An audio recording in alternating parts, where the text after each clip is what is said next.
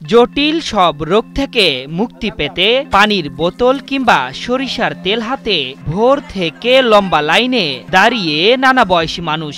উদ্দেশ্য ৪ বছর বয়সী শিশুর ঝাড়ফুঁক নেবেন তারা। সেই ঝাড়ফুঁকেই নাকি সুস্থ হয়ে উঠছেন দীর্ঘদিন জটিল রোগে আক্রান্তরা।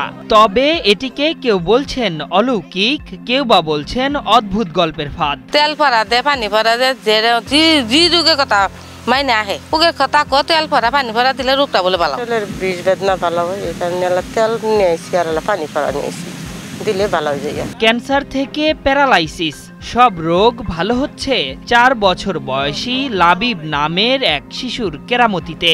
এমন খবর ছড়িয়ে পড়তেই শিশুটির বাড়ির সামনে রীতিমতো হুমড়ি খেয়ে পড়ছেন গ্রামীণ অঞ্চলের সাদামাটা মনের মানুষগুলো। মেলা ডাক্তারও দেখেছি, করবে তো দেখেছি, কোনো সুস্থ হয় না।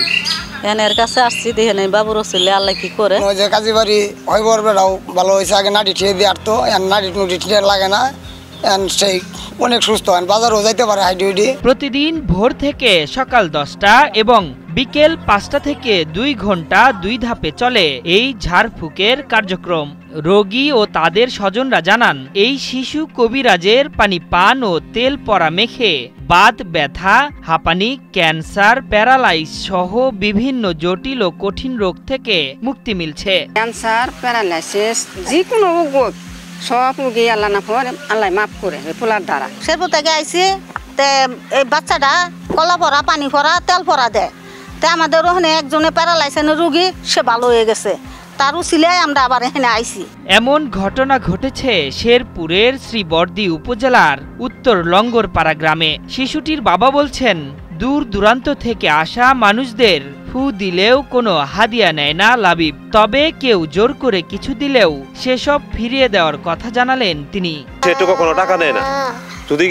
যদি কেউ অনেক জোর জুলুম করে পকেটে টাকা দিয়ে চলেও গেছে, দেখা যায় মসজিদ পর্যন্ত সে নিজে যায় দিয়ে আসছে, হ্যাঁ, সে টাকা একটা পটেটো পর্যন্ত সে গ্রহণ করে না। এখানে ঝাড়ফুঁক নিতে আসলেও অনেকেই বলছেন এসবের কোনো ভিত্তি নেই, এটা নিছকই গুজব ছাড়া কিছু নয়। তবু সৃষ্টিকর্তা চাইলেই অনেক কিছুই সম্ভব। ইসলাম আসলে অলৌকিক কিছু ওরকম সমর্থন করে না, কারণ বাচ্চাটা এখন কিন্তু এরকম বয়সে নেই। এখন মানুষের ভালো বলছে, এই জন্য আমি ভালো মন্দের বিষয়ে মন্তব্য করতে পারি না, কারণ আল্লাহ তাআলা দিতেও পারে। চিকিৎসা বিজ্ঞানে ঝাড়ফুঁকের কোনো ভিত্তি নেই। এসব বিষয়ে প্রয়োজনীয় ব্যবস্থা নেওয়ার কথা জানান উপজেলা স্বাস্থ্য ও পরিবার পরিকল্পনা কর্মকর্তা। মেডিকেল সায়েন্সে আসলে এই ঝাড়ফুঁকের কোনো ভিত্তি নেই।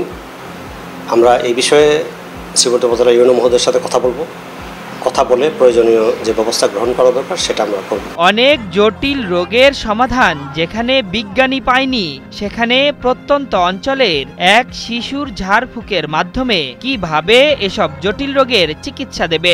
এ ধরনের গুজব বা সস্তা গল্পের ফাঁদ থেকে সবাইকে সতর্ক থাকার আহ্বান সচেতন নাগরিকদের। আশরাফুল ইসলাম, ৭১।